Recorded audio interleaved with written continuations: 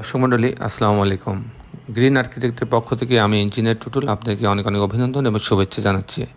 দর্শক মণ্ডলী, আজকে আমি আপনাকে মাত্র 2 কাঠা জমির ওপরে একটা 2 ইউনিট 4তলা বাড়ির প্ল্যান ডিজাইন দেখানোর চেষ্টা করব। দর্শক মণ্ডলী, আপনারা জানেন যে আমাদের প্রত্যেকটা বাড়ির প্রত্যেকটা আইডিয়া একটা আলাদা ইউনিক হয়ে থাকে।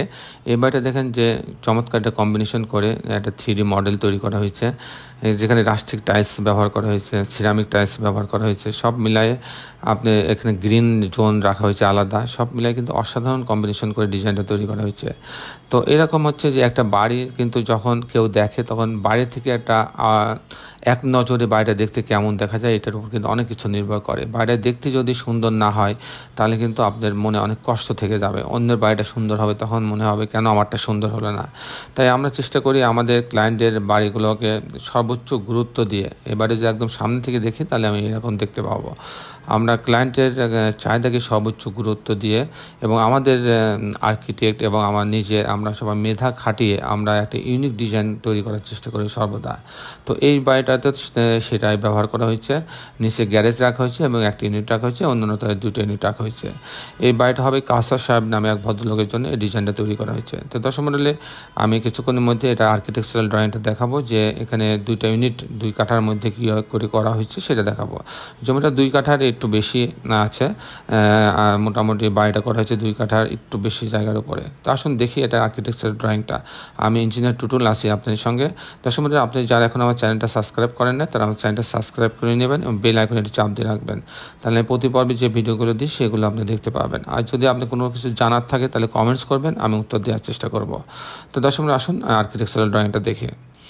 আর্কিটেকচারাল ড্রয়িংটা এরকম যে এই হচ্ছে গ্রাউন্ড ফ্লোরে সামনে দিয়ে এন্ট্রান্স রাখা হয়েছে, একটা গ্যারেজ রাখা হয়েছে, একটা বেডের একটা ইউনিট রাখা হয়েছে, একটা বেড দিয়ে কিচেন দিয়ে বাথরুম দিয়ে একটা ইউনিট রাখা হয়েছে, আর একটা হচ্ছে পূর্ণাঙ্গ 2 বেড দিয়ে ড্রয়িং ডাইনিং কিচেন দিয়ে একটা ইউনিট রাখা হয়েছে। আমি মূলত টিপিক্যাল ফ্লোর প্ল্যানটা আপনাদের দেখাবো। টিপিক্যাল ফ্লোর প্ল্যানে আপনার ইউনিটটা গ্যারেজ দিয়ে সে সিঁড়িতে আসবে, এসে ইউনিট এতে 621 স্কোয়ার ফিট। এখানে ঢোকার পরে একটা ড্রয়িং ডাইনিং পাচ্ছে, সাথে একটা কমন টয়লেট আছে, এখানে একটা স্পেস রাখা হয়েছে ভেন্টিলেশনের জন্য, আলো বাতাস আসার জন্য। এখানে একটা বেডরুম আছে, এই বেডরুমের সঙ্গে একটা ক্যাবিনেট রাখা হয়েছে, একটা বারান্দা রাখা হয়েছে। আর এখানে একটা বেডরুম রাখা হয়েছে, এই বেডরুমের সঙ্গে একটা বাথরুম অ্যাটাচ করা হয়েছে, একটা বারান্দা রাখা হয়েছে। আর এখানে একটা কিচেন রাখা হয়েছে, এখানে বেসিনের জন্য একটা জায়গা রাখা হয়েছে। এই হচ্ছে 2টা বেডরুমের সমন্বয়ে ড্রয়িং রুম, 2টা বাথরুম কিচেনের সমন্বয়ে ডিজাইন করা হয়েছে। জন ইউনিট বিতে যাবে সেম, এখানে ঢোকার পরে ড্রয়িং ডাইনিং পাচ্ছে, এটা একটা কমন টয়লেট, এখানে একটা গ্রিন জোনের জন্য একটা আলাদা জায়গা রাখা হয়েছে, এখানে একটা বেডরুম রাখা আছে, এই বেডরুমের সাথে একটা বারান্দা রাখা আছে। আর এখানে একটা মাস্টার বেডরুম, এর সঙ্গে টয়লেট অ্যাটাচ করা আছে, একটা বারান্দা রাখা আছে। আর এখানে একটা কিচেন রাখা হয়েছে, এটা বেসিনের জায়গা রাখা হয়েছে। এই হচ্ছে মোটামুটি 2টা করে বেডরুমের সমন্বয়ে ডিজাইন করা হয়েছে। দর্শক মণ্ডলী, এখন আমি আপনি জানানোর চেষ্টা করব যে এই ধরনের বাড়ি নির্মাণ করতে কেমন টাকা খরচ হয় 4তলা বাড়ি করতে। যদি মাটি ভালো থাকে তাহলে আপনার ফাউন্ডেশনে 700 থেকে 800 টাকা খরচ হবে প্রতি স্কোয়ার ফিটের ফাউন্ডেশনে। আর প্রতি তালা কাস্টিং করতে আপনার 600 টাকা খরচ হবে। দর্শক মণ্ডলী, আর এই ধরনের বাড়ি যদি আপনি কমপ্লিট করতে চান তাহলে আপনার 2000 টাকা স্কোয়ার ফিটের মধ্যে আপনার এই ধরনের বাড়ি কমপ্লিট হয়ে যাবে। প্রতি স্কোয়ার ফিটে 2000 টাকা খরচ হবে।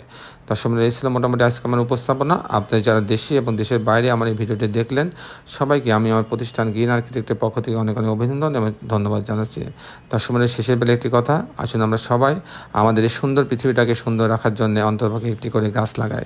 সবাই ভালো থাকবেন। আল্লাহ হাফেজ।